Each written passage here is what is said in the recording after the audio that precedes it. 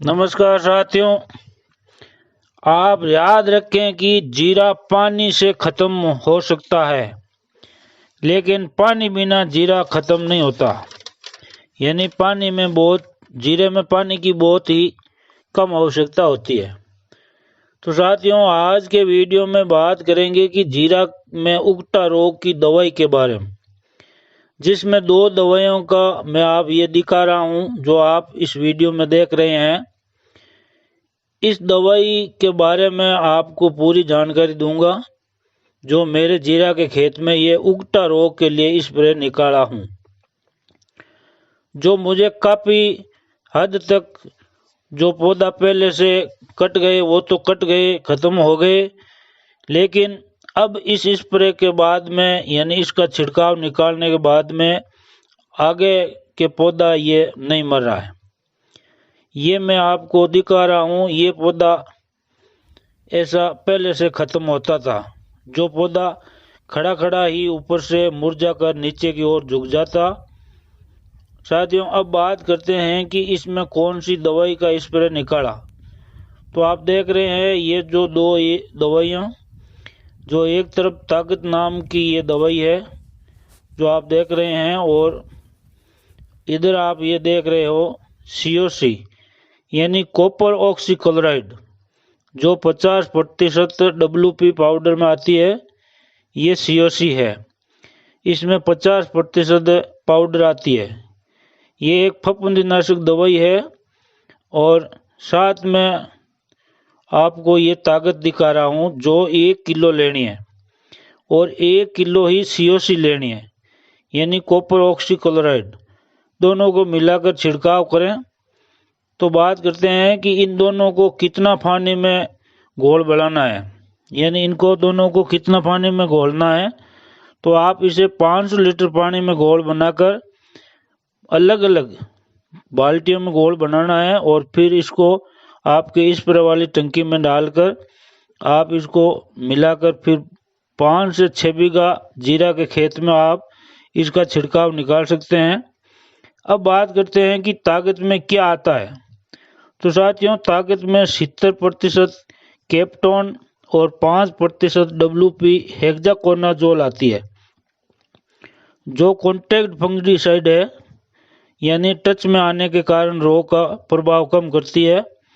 इसके अलावा आप COC के साथ में बेनफिल भी ले सकते हो, यानी दोनों के साथ में COC के साथ में दोनों में से एक चीज़ तो आपको लेनी है। चाहे ताकत ले सकते हैं या आप बेनफिल ले सकते हो। तो दोनों को एक ही डोज है, जो 500 लीटर पानी में घोल बनाकर आपको 5-6 बीघा में इस पर निकालना है। यानी कि COC यानी कॉपर ऑक्सीक्लोराइड तो लेनी है, और साथ में आप दोनों में से एक दवाई लेनी है।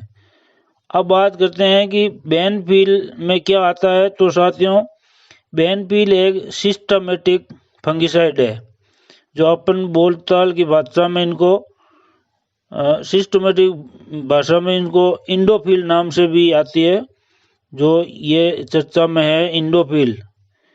तो साथियों, एक इंडोफिल यानी बेनफिल लेनी है, जो सिस्टमेटिक फंगिसाइड है, और जो ताकत है वो कॉन्टैक्ट सिस्टमेटिक फंगिसाइड है, यानी टच में आने से ये काम करती है। तो ये दोनों को आप मिलाकर स्प्रे निकाल सकते हो। तो इसमें आपको ये जो इंडोफिल है, इसमें कार्बनडाजिम होती है, जो 50% WP, यानी इसमें इंडोफिल में 50% कार्बनडाजिम होती है, जो कवकनाशी एक दवाई है, जो आप चाहे कोई भी कंपनी का कार्बनडाजिम ले सकते हैं। और मेरे बताने का मतलब है कि आप 1 किलो COC लेनी है और 1 किलो कार्बनडाजिम लेनी है। ये स्प्रे साथियों शाम के समय निकालें, ताकि आपको फ़ायदा ज़्यादा होगा। और जब आपका जीरा कटना शुरू हो गया है तो सिंचाई करने से बचें। यानी आप खेत में घूमकर देख रहे हो कि जीरा कट रहा है, तो आप सिंचाई करने से बचें, यानी सिंचाई करनी नहीं है। जीरा में ज़्यादा पानी की ज़रूरत होती नहीं है, क्योंकि आपने देखा है कि सुना भी होगा कि कई जगह तो जीरा एक पानी में भी हो जाता है, यानी परालू हो जाता है, यानी खेत में पहले से उनमें पड़ाव करके फिर बाद में उनकी बिजाई कर देते हैं और वो जीरा हो जाता है। तो साथियों, यदि आपको ये वीडियो पसंद आया है तो वीडियो को शेयर करें और लाइक करें, ताकि और भी किसान भाइयों को ये फ़ायदा हो सके और जानकारी पहुंच सके, और ये जानकारी आगे भी आप पहुंचा सकें। और साथियों, हमारे कृषि ज्ञान को सब्सक्राइब करने के लिए आपको धन्यवाद।